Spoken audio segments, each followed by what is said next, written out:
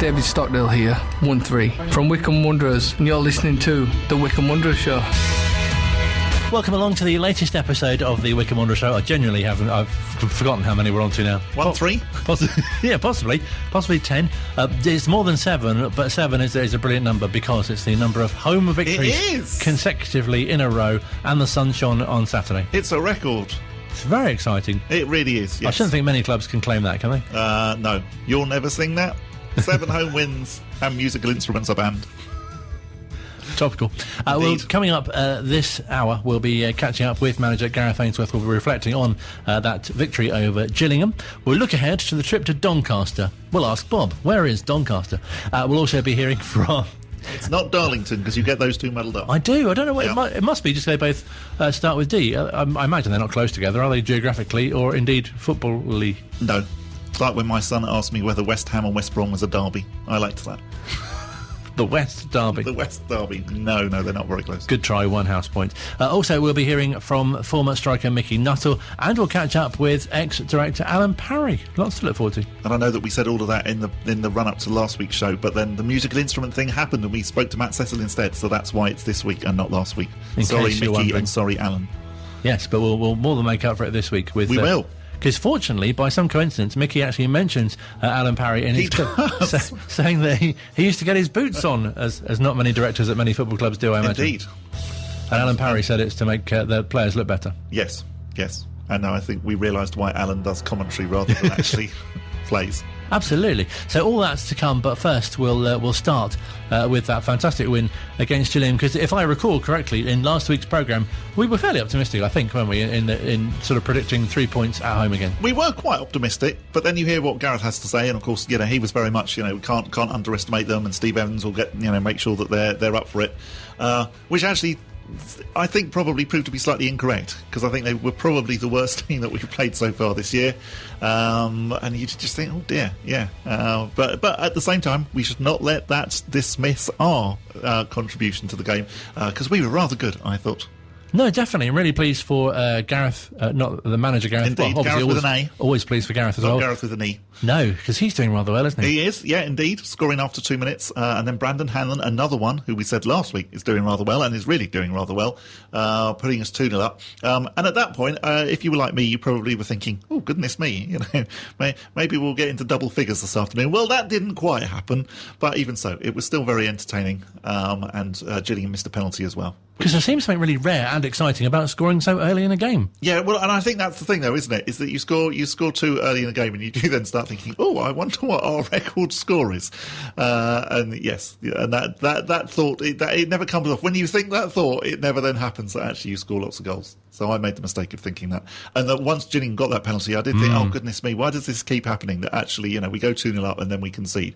But clearly the Gillingham player decided to see how far he can boot the ball. Slightly misjudged the height of the crossbar. Indeed, you might imagine. it was a slightly Wasps type, retro incident, wasn't it? Well over the Valley Terrace, and so we survived, and saw the game out fairly comfortably, really, after that. Because there have been games in the past, obviously, where the team is 2-0 up, and then you concede, and it's 2-1, and then you're thinking, oh, Charlton this season, Accrington Stanley, Shrewsbury, we've had it quite often. Fantastic that we've hung on and that we've won those games 2-1, but it does make rather uncomfortable viewing. And clearly, particularly, no disrespect to Gillingham, but because they were quite so poor, had they been in with a shout of getting a point, that there would have been no justice whatsoever. So it was quite good that they missed the penalty. No, definitely, and a really good, obviously, must be atmosphere after such a fantastic home run, as they might say. I thought it was really good atmosphere, and again, without wishing to go over the sort of ins and outs of Drumgate as possibly it's becoming, but it was definitely noticeable that actually there almost seemed to be more noise coming from the Valley Terrace, because fans were allowed to naturally chant and start coming up with songs. And the one trouble with having the drum is that actually it very much dominates everything, and so if people want to start their own chants, they can't. I completely appreciate the effort that the drummer went into doing drumming, but I did think actually the atmosphere was better on Saturday without the drum. I think really nice as well that it was covered in such detail on last week's show as well. Nice to have addressed that. Yeah, absolutely. We have addressed that. But it's not now going to become a show about drumming in the way that it becomes a show about either dog leads or soft closing toilet seats. No. We have to get those references in. Absolutely. If you've just tuned in and wondered why we talked about you need to listen to previous shows. Although you said you've done some research about you've got a contribution. Well, no, it wasn't research. So I happened to notice the other day in the upstairs bathroom that we have at home, which for reasons I don't go into that often, and I discovered that the toilet seat in there is a soft closing toilet seat. I had no idea that we owned one. I was sitting here saying to you I didn't even know what they were. Actually, we have one at home. Don't have one in the downstairs toilet. Don't know why that is, but we do have one in the upstairs toilet. You should probably action that. Yes. Have them in both, or not at all. Well, at the same time, I'm waiting now until they do have them in the club shop so that we can have a Wycombe Wanderers loo seat. It's definitely a thing that should be explored, I think. I think the swan would look very good on the front of a loo seat. Yes, but really, getting back to the football, as I suppose we probably should. Really nice as well to be joint top of the table as well. Indeed, yes. Slight shame that Burton couldn't at least get a point against Plymouth to put us top on our own. But we'll take being second. Thank you very much. It looks absolutely wonderful, the table. Obviously, a couple of teams below us, Wigan and Sunderland, both have played one game less. But that's about it. You know, everybody else on 11. Plymouth obviously on 12. So, yes, we have a game in hand over them. And, you know, looking promising. And again, I know Gareth will say that we definitely shouldn't underestimate them, etc., etc. But the fact that our next game is away to the team who are currently bottom of the table, I think definitely gives us cause for hope. A really special day at Adams Park. 7 consecutive home wins. A special day in other reasons as well. Let's hear the thoughts of the manager.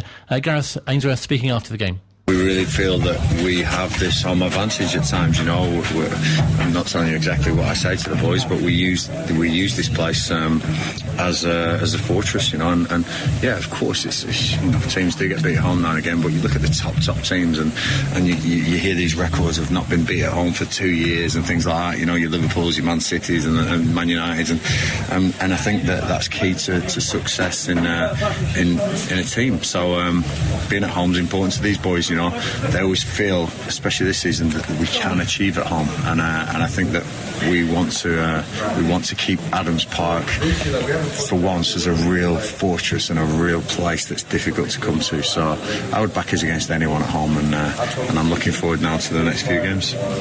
Gareth, expectations probably the highest they've ever been since you've been at the club. Is it difficult to handle that? It was, and I'm getting used to it. You know, I think that I can't thank every chairman I've had, you know, for giving me the time that they've given me to create this culture, to create this experience that I'm learning all the time. I've not cracked anything. I am so a novice at this still, and I will keep learning and keep learning.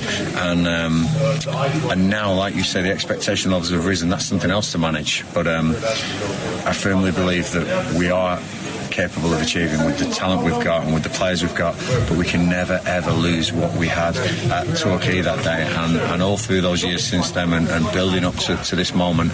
If we lose any of that foundation, we will be kicking ourselves, because that's what builds teams, and like I say, I'm really proud and really happy with the boys, and the boys have been brilliant today. They deserve all the credit, and I hope they get it. Have you got fuel in your car yet, or are you going to be cycling home? I've got a fuel in my car, don't worry about that. As I said, that was a coincidence that day. I'll take the plaudits, and if it encourages anyone else to cycle in, but please wear a helmet, that's my only advice. I think some guy left his handbrake on the hill as well. There's a big... Maybe he should have cycled in and chained his bike up today, because he might have he might have rolled into someone else. That could be costly, but I hope he didn't leave to the detriment of missing a goal.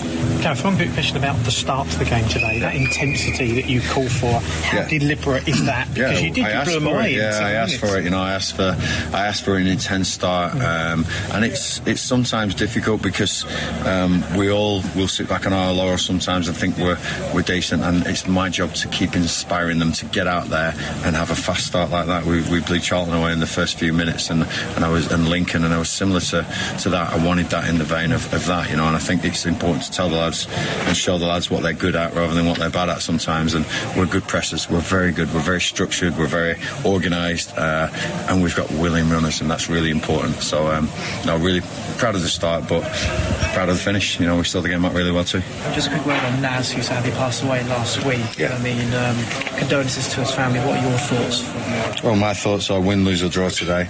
It's insignificant compared to what that family's going through right now. I was so pleased to be able to just go up to them, give them a scarf that obviously was close to him, and just,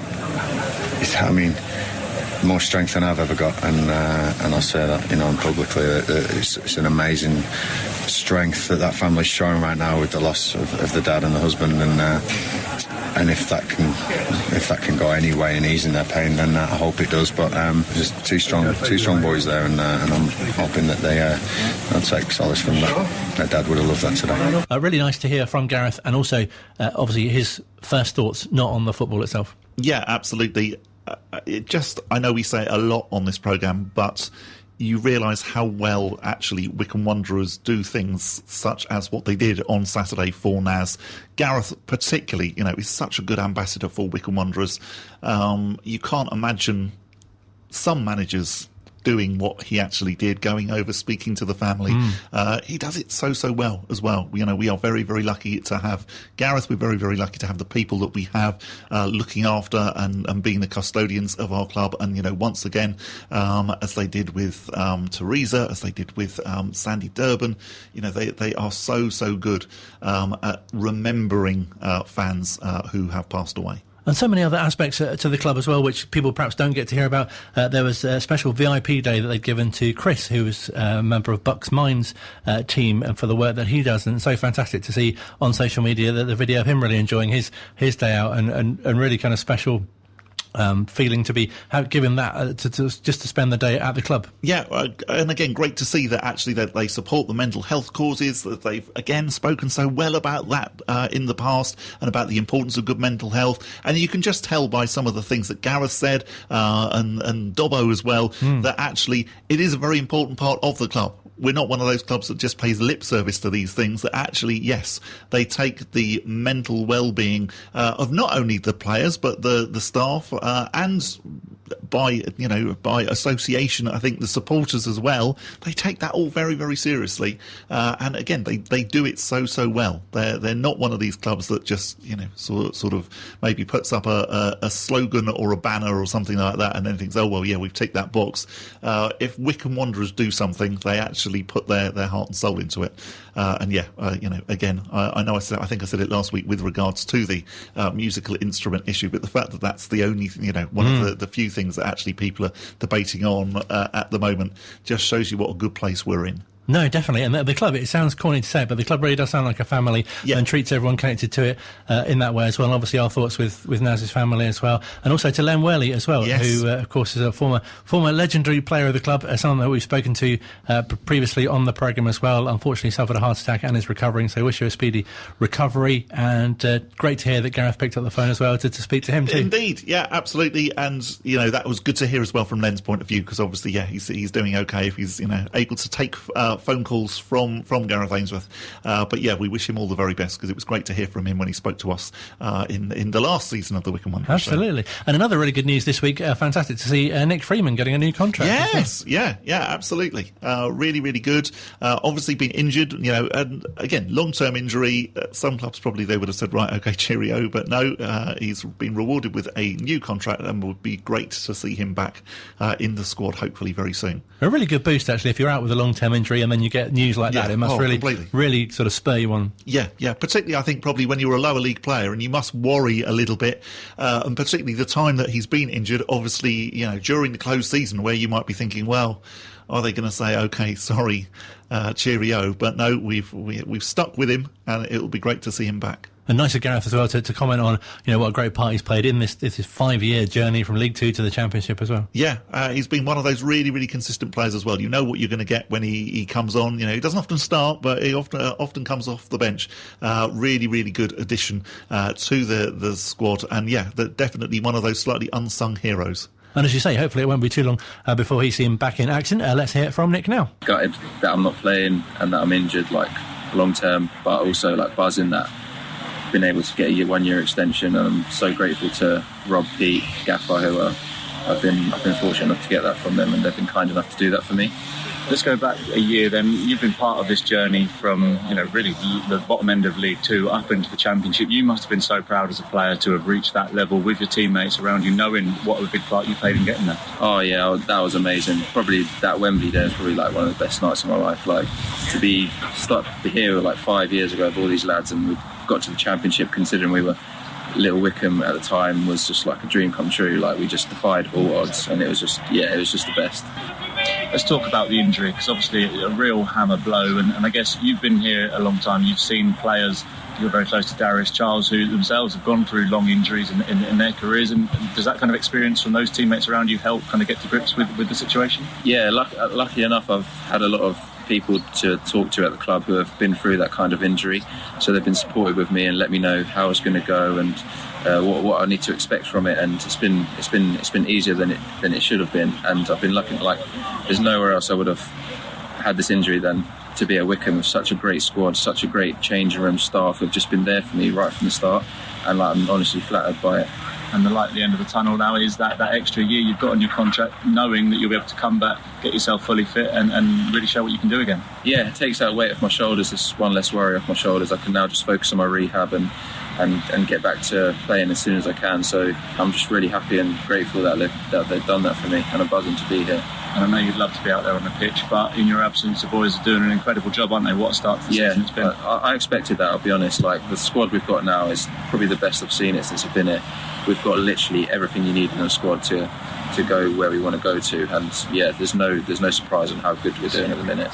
And we just spoke before we came on air about the fans and the support that they've shown you down the years as well, and I know they'll be really pleased to know that although there is this injury hurdle to get over, they're going to see Nick Freeman in a Wycombe shirt again, and you must be so pleased for their support down the years. Yeah, they've all been amazing since I first joined, like the most welcoming fans I've ever come across, and when it's going tough, when it's going great, they're always up for us, like they're always there for us, and it's a great support base here. Nick Freeman speaking to Matt, and obviously we wish him a speedy recovery. That's Nick, not Matt.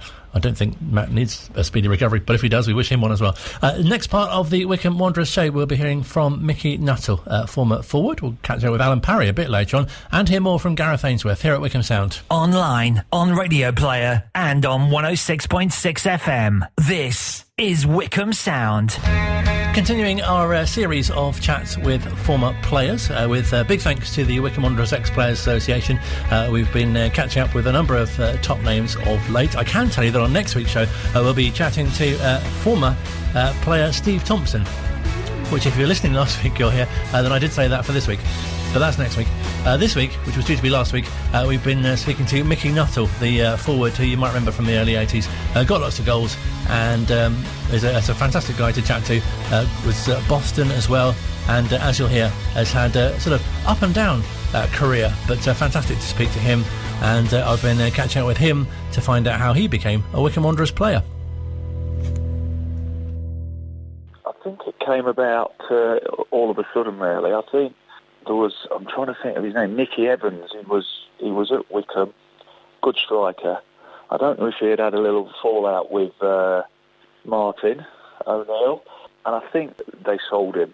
And to be honest, I was just a young lad at Cheltenham Town. I'd been at Peterborough United for 4 years, but as an apprentice and a couple of years pro. And then I ended up being transferred to Cheltenham Town, who were in the Vauxhall Conference. And to be honest, I was a young lad, I think of 20, 21, and even in and out the side there, but did have a few ankle injuries that created a few problems for me, and it wasn't the best. No disrespect, the physio department is not quite like it is now, and I never got any proper treatment, so it was like left to your own devices to get yourself fit, playing semi-pro football, so that was quite tough. So I was a little bit in and out, and I think I played against Wycombe. I think I had a good game, and obviously a Glyn Creaser. I can't remember who the other centre. I was a young lad, and I think Martin was obviously, he just seen me playing that game and thought, oh, we need a striker. One in, one out sort of thing. This is how I, remember it anyway, but we're going back a few years now. So, and then out the blue, So I hadn't actually been like banging loads of goals in for Cheltenham and, you know, on the radar. I think I just played well against his two centre-halves. And he thought, And that was it. The next thing, I was in lodgings in Cheltenham Town, and it come that, I don't know what they bought me for. It might have been 6,000 or 8,000 maximum. You never really always get to know these things, but it was brandished about. That's roughly what it was. And I was a little bit in shock.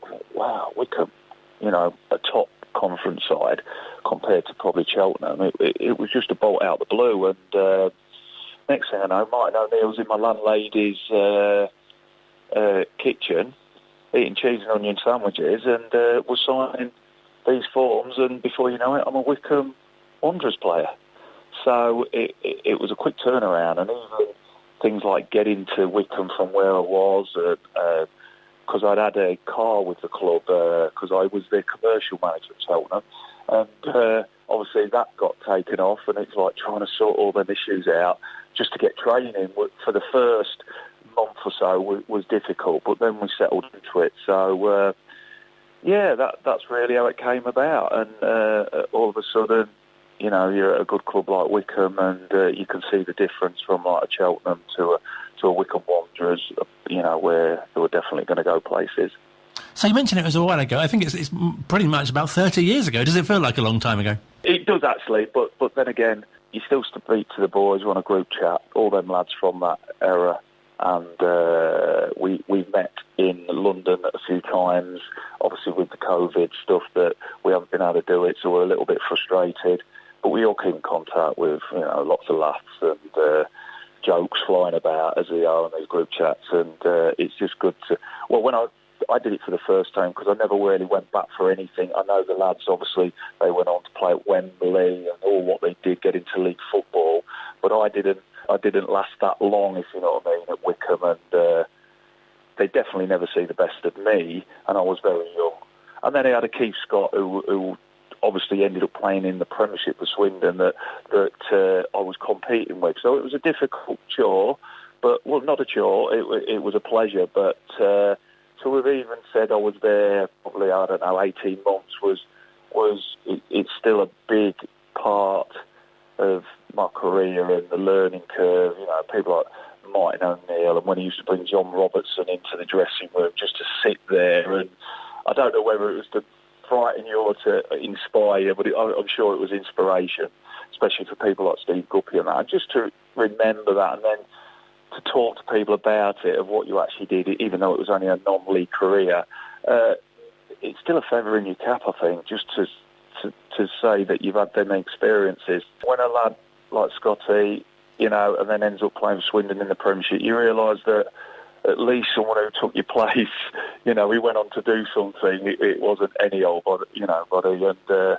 obviously I'm sure the Wycombe fans obviously still remember him, because obviously he scored at Wembley against Kidderminster, which I was involved in, but in the end I didn't play in the Wembley game. That must have been great to be part of the group, though. It was great to be part of the group, but obviously disappointing, because, no disrespect, they looked after us fantastically. We went to Burnham Beaches, trained just like what probably England do, or the top teams do on their FA Cup day. And, treated fantastically well. You trained in the morning. We didn't know the team. And then you got I can't remember exactly. I know what Martin spoke to me. And there was me and Smudgy Smithy, because I don't know how many subs they were allowed. And we didn't get picked. But I played up to probably about the quarterfinals, and then I think signed Scotty, and I think I got injured, and then he got in, and it's just the way it works. And at the time, you just gutted for your family, and your chance to play at Wembley, it's like a dream. And this was just the start, really, of Wycombe. I think their dominance. And so it was nice to be part. I even remember the next day thinking, I don't even want to go on the open top bus, because when you haven't played, I was pleased for the lads. They scored. They won the game, and obviously Keith Scott and I think Westy scored that game, and it was a great day. You know, a lot of fans there. It was great, open top bus. But when you've not played, it's just, this is the other side of football, isn't it? You know, it's not always roaring success, and you know, as you've had a longer career, you realise there's a lot of ups and downs in football, and I'd love to be here saying, yeah, I scored the winner at Wembley, you know, but it weren't to be, and I probably wasn't good enough to be in that team at the time. So, you know, you've got to be honest, I think, as a footballer. Not a lot are, and some think they're a lot better than what they are, but I think I'm a realist, and when you look back. But do you know what? Them lads, every time you meet them, and brilliant lads, just so down-to-earth lads, and I think that's why they had such a good, you know, work ethic and camaraderie. It was unreal, and obviously it's seen through for several years where they all stuck together, and Martin kept them together, probably even as much into league football. It just shows you what sort of group he had there. And you must be so proud as well of your goals record. I think it was 13 in 30, which is pretty decent. Yeah, not too bad actually. You know, I'm not saying it's been that heavy because I'm a big target man striker, so obviously pretty good in the air, even though, again, 21, what you like when you're 27, 28 compared to 21 is massive, especially in them positions of a big centre forward, because you're playing against like 13-stone centre halves day in, day out. Very strong. It's obviously a physical presence, and the technique and the experience you need to. There's certain positions where I think if you're a quick winger, you know. But when it's a bit of that physicalness and the tricks of the trade, you're probably better in your 30s, to be honest, at that job, especially for lower level players. So yeah, to be able to dominate that centre half at a very young age is very difficult in that non-league football. But yeah, I was, you know, probably some of them games were in little cup competitions.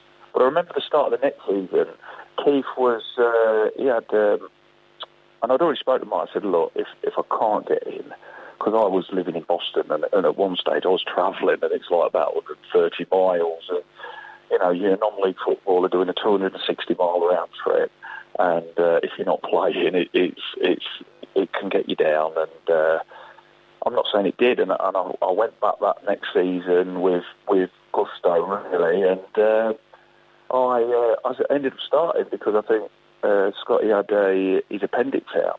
He was out, and I scored 6 in 6, and I've still got it on tape because I used to tape the games. I scored a hat-trick against Altrincham, and it was one of the best days of my footballing career, really. I scored a hat-trick. We won 4-2. It was in the conference. I think we went 6 unbeaten. It was like a record or whatever. And I think I'd scored the winner at Merthyr Tydfil. I might have scored against Yeovil, and then the hat-trick, and it was like 6 in 6. But then what did I do? I went and got myself stupidly sent off.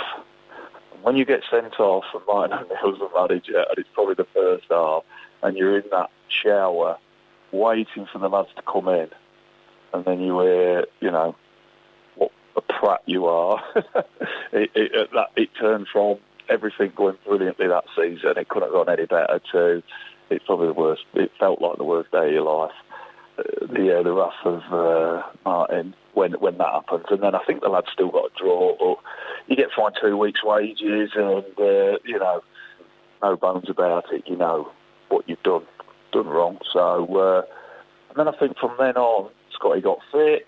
He got back in the side, and then that's the way it was going to go. It's really nice to hear that sort of contrast from you, though, because I think as well, a lot of supporters don't get to probably realise, as you say, the ups and downs. They're only obviously when you're scoring the goals and doing well.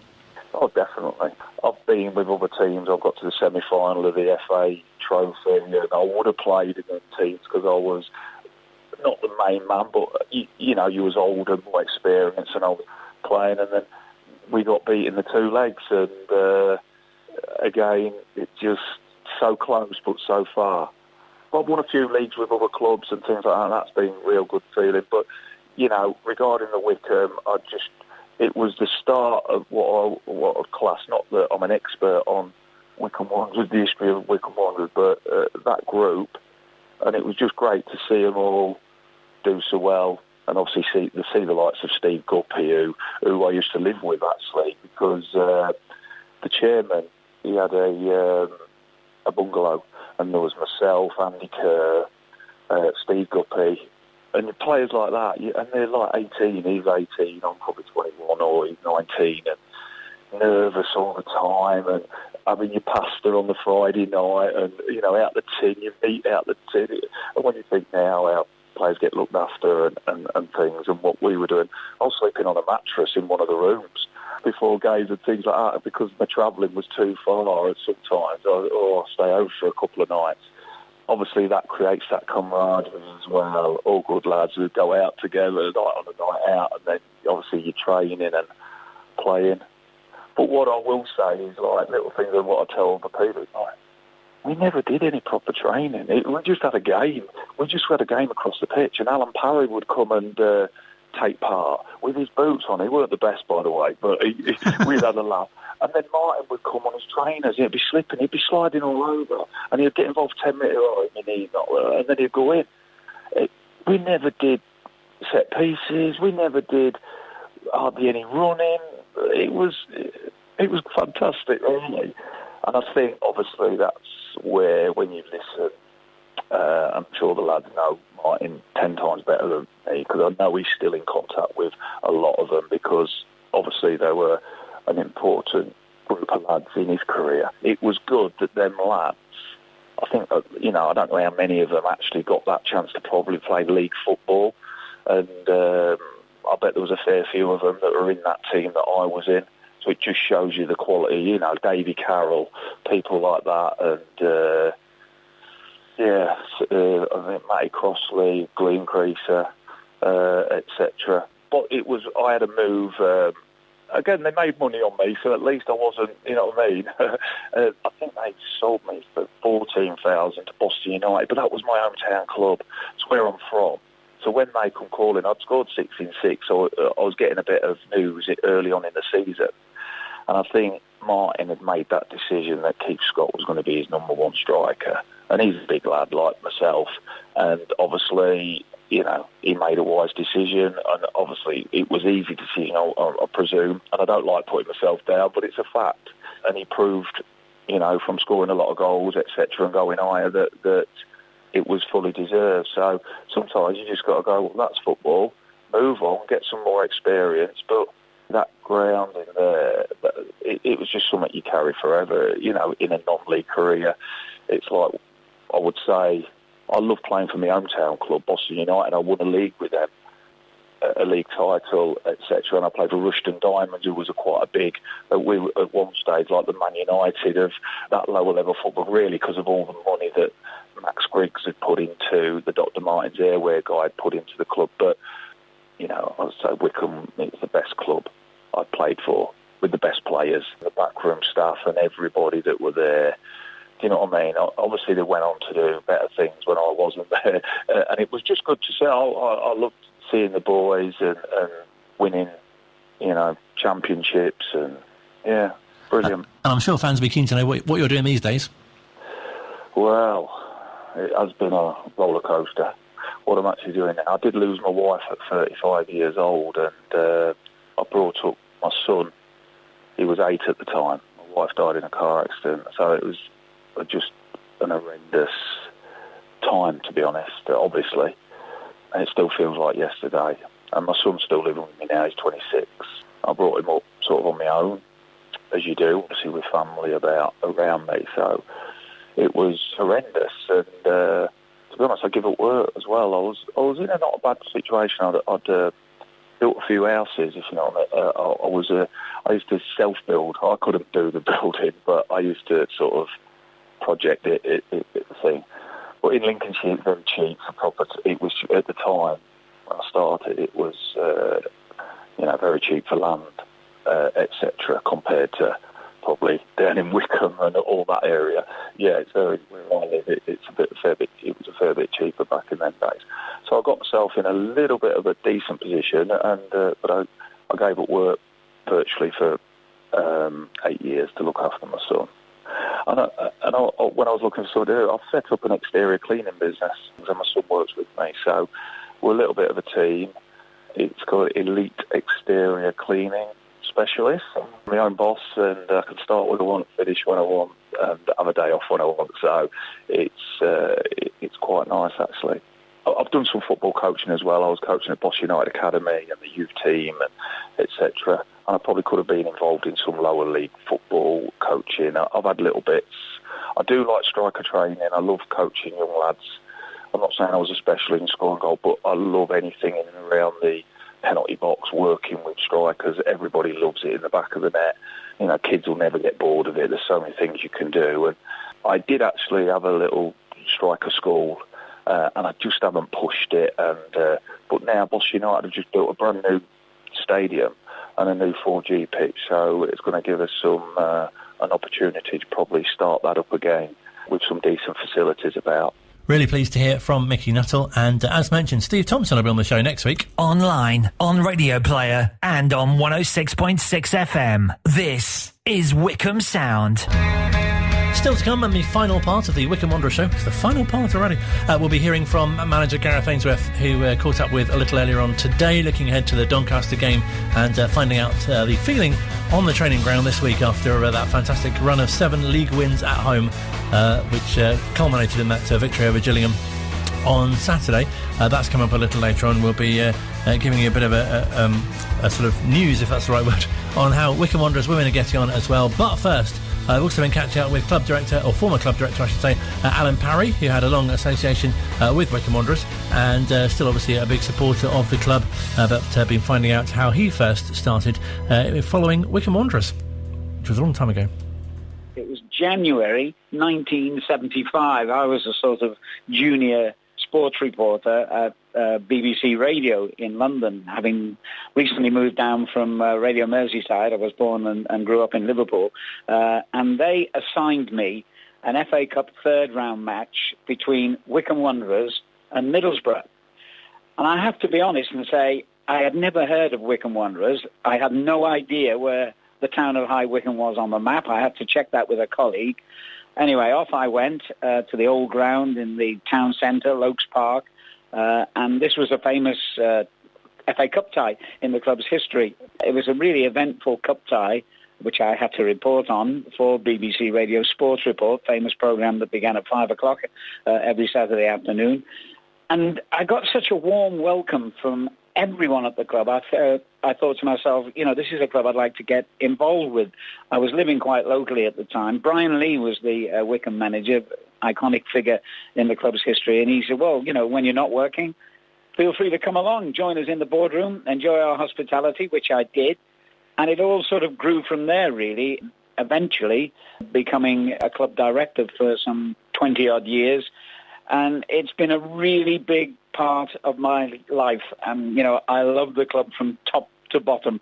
And it's been a very eventful 40-odd years following them all over the country. Are you able to put your finger on what's so special about the club? Because you speak to so many people who've either played or worked or even just visited, and they all say the same thing. It's such a family club, so welcoming, and obviously has so many sort of special stories.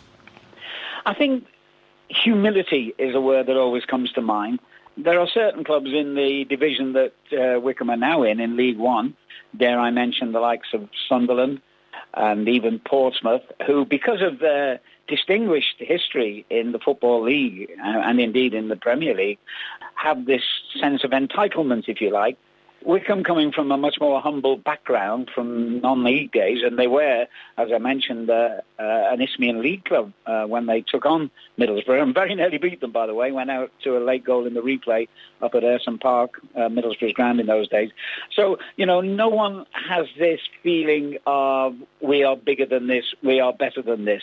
And that has been perfectly displayed, I think, by the attitude of the current manager, Gareth Ainsworth, you know, who is always very humble in his approach, always very realistic as well. And I love that. Yes, we don't have the history of some of the bigger clubs around us and some of the bigger clubs, particularly in the Championship, that Wycombe shared pitches with last season. But we do have a warmth and a depth of feeling about the club that is not exactly unique, but hard to find. And I love that. And obviously, there's been the recent success of gaining promotion to the Championship. But prior to that, I think the club was best known for coming up from the conference into the league, led by Martin O'Neill. And we spoke to him in the previous season of this show, and he credited you with sort of bringing him to the club. How did that come about? Well, I've known Martin from his playing days at Nottingham Forest and kind of kept loosely in touch with him. at this particular juncture in Wycombe's history, they were looking for a new manager. By coincidence, I bumped into Martin at an FA Cup tie. It was Norwich against Liverpool. I was there. I mentioned that I was brought up in Liverpool and always have a great affection for Liverpool FC. So I was just there to watch them play, support them if you like. Martin was there, I believe, working for BBC Radio, and we bumped into each other. It's become quite a well-known story, this, in the gents' toilet at the end of the game. I had previously put Martin's name forward for an earlier managerial vacancy, and astonishingly, he wasn't even interviewed. The club had a committee running them at that time, and they didn't see fit to even talk to him. And he said, I believe Wycombe, I'm now moving it forward to the Norwich-Liverpool game. He said, I believe Wycombe is still looking for a manager. I said, well, coincidentally, they're actually interviewing for a new manager today. Oh, I wish I'd known, said Martin. I would have thrown my hat in the ring again. I said, well, look, on my way home, I'll ring the chairman, Ivor Beeks, and tell him of your interest, which I did. And Ivor said, unfortunately for Martin, we've just appointed Kenny Swain, who was an ex-Wycombe player, went on to have a very successful career at the top level, Chelsea and a few others. Okay, I ring Martin back, sorry, job's gone. Following day, Monday morning, I get an urgent phone call from Ivor Beeks. Kenny Swain, who at the time was actually assistant manager or first-team coach at Crewe Alexandra, had gone back to Crewe. They wanted to keep him. They offered him a better job description and more money, and he decided he would stay at Crewe and not take the Wycombe job. Can you ring Martin urgently, said Ivor Beeks. I did, and that is exactly how Martin O'Neill was appointed. And the rest, as they say, is history. The greatest manager in the club's history, being severely challenged at the moment by Gareth Ainsworth. It just felt like such a fantastic period as well, obviously with, as you say, getting promoted to the Football League, but also the FA Trophy at Wembley and the playoff finals as well, and a strange kind of quirk of history playing against Preston, of course, with Gareth and the team there. Absolutely, yeah. I mean, they were wonderful days. He was the catalyst, I think, for making Wycombe the club they are today, because his arrival pretty much coincided with the move from Lokes Park to Adams Park. So it all came together neatly. Suddenly we had a charismatic manager and, more importantly, a successful manager. Then we had a new stadium, and obviously that boosted the attendances for Wycombe games. And it just kind of rolled on from there, and it was just a wonderful period, as you mentioned, FA Trophy successes at Wembley, and then the frustration of the season when we got 92 points in the conference, as it was called then, the National League as it is now, and still didn't go up. Our old rivals, Colchester, pipped us on goal difference. Now, it would have been easy in the following season to be feeling sorry for ourselves and, take that one on the chin and think, how are we ever going to get out of this league if 92 points wasn't enough? But Martin made sure that mentality did not pervade the club, and particularly the dressing room. And then we did go up in glorious style, and suddenly there we were, rubbing shoulders with, some very famous clubs, playing our first ever Football League game at Carlisle United, and we've now become a very well-established club in the EFL with a lot of promotions to our name as well. And it must have been great as well, but I guess challenging at times too, to be a director of the club, but to have such a kind of pivotal role in it. Because I guess fans would just see, they'd see the director's box and they'd see people in ties, and as you say, they're in the boardroom. But I guess you're not too sure what goes on behind the scenes, but it must be great to have that sort of role. I was persuaded to stand for the directorship, and I did so on the basis of, as you mentioned, there are three, I think, distinct parts to most football clubs.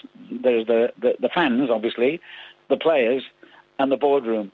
And I said I would love to bring together these three factions, because there's a separation there that leads to animosity, let's face it, on occasions. The fans think the board are all, as you say, sitting there in the director's box quietly in their suits and ties and enjoying a nice meal beforehand and free drinks afterwards. The players usually aren't that interested in matters going on in the boardroom. So that was my objective. Didn't entirely succeed, I remember, but I tried my best on that basis. And then, obviously, with my media background, I was able to help the club in many different directions that way by using my contacts in media and indeed in the football world to, well, on some occasions help get loan players in and help to get televised and broadcast games, which are very lucrative to the club. So, yeah, it's been an interesting journey and it's not over yet.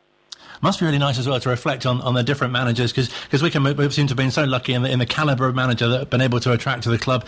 Obviously talking people like Peter Taylor and John Gorman after their success, but also managers who've gone on to do so well, often at Aston Villa, but also other managers as well, going on to like Laurie Sanchez as well, doing well at the club, but then also doing pretty well at international level too. Yeah, and as I mentioned, without patting myself on the back, I had a part to play in all that. I was one of the board of directors who would interview prospective managers, and I used to put names forward from people who I knew had success in the lower divisions, and I knew were good guys, and I knew would fit, you know, the requirements of Wycombe. Not all of them were appointed, I have to say. Not all of the appointments that were made did I agree with, I would also have to add. But yeah, we've mentioned Martin O'Neill. I also played a part in John Gorman arriving. He was another guy who I had known for many years. I think most Wycombe fans would agree that John's style of football, his philosophy, produced some of the most entertaining matches and some of the very best technical players that Wycombe fans have seen over the years in the EFL. I'll be honest with you, I wanted John to get the job when the job went to Tony Adams. Nothing against Tony, but I did point out to my fellow directors that Tony Adams had played something like 800 games for Arsenal, 80-odd caps for England. You know, everything that he had experienced in football had been at the elite, the very highest level. And at that time, we were struggling near the bottom of the table. What would he know about rescuing a team, you know, that was facing the possibility of relegation from the lower divisions? He'd probably hardly ever seen games at that level. Anyway, an uneasy compromise was reached. Tony Adams was given the manager's job. I was asked to plead with John Gorman if he would come in as his assistant. He was initially reluctant to do that. I did manage to persuade him. It didn't work. It was an unhappy marriage with two football men with very different philosophies on how the game should be played, and John departed after a few weeks. But, you know, he was enormously popular, John, with the players because of his coaching methods and the type of football he wanted to see played. And as I've mentioned, I think Wycombe fans would agree that it was an outstanding period in the club's history, only derailed, of course, by the sad death of John's own wife and the terrible accident involving a young Wycombe player at that time. We were flying in the league. I remember up to Christmas we had a big lead. Then those two deaths occurred and just everyone was distracted by it for obvious reasons. Mark Pyler was a very popular lad in the dressing room. And, you know, we tailed away that season and John subsequently left. But I don't think you'll find many Wycombe fans with a bad word to say about John Gorman. Definitely not. A fantastic period in the club and great to hear from Alan Parry and his thoughts. Bang up to date now, though, with the current manager who spoke to us this morning at just before training, reflecting on that fantastic run of 7 league wins at home with a brilliant victory over Gillingham on Saturday. Just brilliant to be involved with, and the players have just done fantastic at home. You know, we've got this real home form going, you know, at the moment, and they feel at home when they turn up. You know, they know what they're going to get from the fans, and it's just been a fortress so far this season, Adams Park. So really, really pleased with that, and the way we're starting games there has been powerful. You know, blowing teams away in the early minutes. So all you know, components of a good side, and home form is something that you rely on. You know, the top teams in the country, you know, you always find their home records are phenomenal, and at the moment, we're right up there. So I'm really pleased with the home form. It's on the road now. We've got to make sure that we're solid as well. I know you're really noticing a progression each week with the team. Yeah, definitely, you know, and you're going to get that with new signings fitting into the team, you know, Brandon Hanlon, Sam Vokes and Josh Scowen, but he's been here quite a while, you know, so Sully Kai, you know, we've got to get these players playing the way that we can play, you know, that and the culture and everything they fit, and yeah, just really, really pleased with everyone who's come in, all the new signings, you know, the young boys as well, and the way we are attacking teams and going at teams. I think it's a real joy to see. You know, we're working it in training. We've still got plenty to work on, but some of the stuff that we work on now is coming off, where it's not just off the cuff stuff. It's actually planned moves, and when you see them coming off in games, it's really nice to see. And a real testament to the strength of the side as well, to have the game on during the international break. And does that differ in terms of your preparations during this week as well, or do you do the same sort of things as if you had all the players back? No, you've got to adapt, you know. That's one of our big strengths. I think over the years we've learned how to do that, me and Rich. And that was a big decision for me to put that game on last week. Obviously with Sully and Darryl going, and TJ, although TJ was deemed to get more fitness back here, which was a good move from Gibraltar. So it was a big call, but the right call, because momentum's important as well. And I think we've shown the depth now. For once, days gone by, there's no way we could have played that game with two of our starters missing. And I think we've shown the depth of what we can do. So really, really pleased. Looking forward to seeing how deep we can go when we go into the season, and you get the obvious suspensions, injuries, and fixture congestion. So all teams are going to have it. We're hoping that we're as deep as everyone in this league, or the best teams in this league, and we can turn around players without weakening the side. And obviously, really nice to come out of the international break level on points with the leaders as well. Yeah, it's early days, you know. So. There's a long way to go, but you know, I think we're coming up to a quarter of the season gone, which would be great to be in and around the top end of the table. Got to do it 3 more times, and that's what I'll be saying to the boys. You know, we've had a good start, but that's all it is, and we've got to maintain that. But like you say, the depth and things like that is all pointing towards us having a sustained challenge this year. But I guess conversely, you're taking on a team this weekend who've not had such a good start. But I guess that's something that I've spoken to many colleagues who said, especially in League One, you know, the league position, as you say, especially early in the season, it doesn't really, you know, dictate form or how a game's going to go. No, not at all. Doncaster Rovers is a big side. You know, they've got some real good players in there, and finding their feet as well. You know, they beat MK Dons last week, which is a big scalp for them, and they've tinkered a bit with their style, so we'll definitely be wary of these, you know, and Rotherham on Tuesday. You know, there's 2 big games coming up then, and we're taking them both as serious as each other. There's no way that just because Donny are bottom and Rotherham are up there with us, it's 2 different games. That you cannot take anyone lightly in this league, believe me, whether it's 24th in the league or top of the league. We've got to approach it with the same intensity, the same professionalism, and we will. And as you say, it'd be great to sort of match the home record away as well. Yeah, I mean, you know, we've had a loss away from home with the Sunderland defeat. You know, that was a tough one to take, and then the MK Dons one, obviously, with 10 men, we could probably look for an excuse there, but we definitely want to get this away form on track. You know, I think in the early years, I was renowned for great away form. We seem to be playing better away from home, but I prefer it the way it is. I prefer the home form being the building blocks of everything. And if you can pick points up away from home, anything else is a bonus after that. So not getting beat away from home is key, as long as you're winning your home games. And just finally, we spoke to Alan Parry this week about his long association with the club, and he was talking about how special it was and the humility of the club, and that's not been better displayed this week, obviously, with, you know, your tributes, whether it's a supporter who's passed away or on the eve of World Mental Health Day, a member of Bucks Mind was given a VIP day out at the club, and also you telephoning a club legend as well who suffered a heart attack. You must be, well, obviously you say that you're always proud to be the manager, but you must be so proud to be leading a club like that. Absolutely. So for me, that's normal. It's not anything special that we do. That for me is normal, and that's the world I live in, and that's important to me. You know, I think that I was amazed to see, you know, my phone call to Len get highlighted, because for me that's a normal phone call that anyone would make.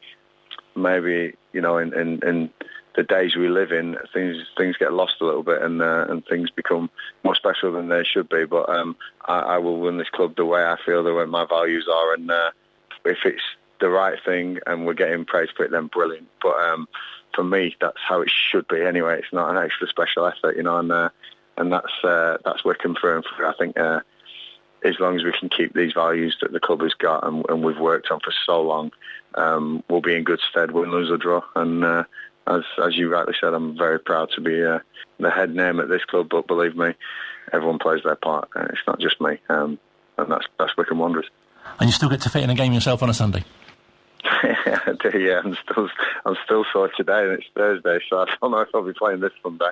I think the body had a shock. I think my body had shut down, and semi-comatose itself away from football. So I think I've shocked it back into action, and there's some muscles aching that I didn't even know I had. So I might have to take a week off. Well, we're up north anyway, so I'll be looking at the week after maybe to ease myself back in. But 90 minutes after 2 years out might not have been the best idea. Really pleasing to hear that Gareth struggles. It's still not quite recovered by Thursday. That is encouraging. I must say all the best to Gareth and the team, of course, for this Saturday away to Doncaster, and as mentioned, of course, as well, Tuesday night away to Rotherham. A quick mention for Wycombe Wanderers ladies, who lost against Woodley. They're back in action this coming Sunday against Cheshire United in the Bucks and Bucks FA Cup, and then next taking on Herne Bay in the third qualifying round of the Women's FA Cup as well. Back next week, Bob and myself on the Wycombe Wanderers Show, talking to Steve Thompson, honestly, and lots more as well, including hearing from Gareth on those two games, as Wycombe Wanderers doing well in League One, of course. So we'll be charting their progress. There'll be a podcast version of the show available from tomorrow as well. So if you're not listening to it now, then you'll be listening to it at your leisure. Make sure you don't miss that. The Wycombe Wanderers Show back at the same time next week, 7 o'clock, here at Wycombe Sound.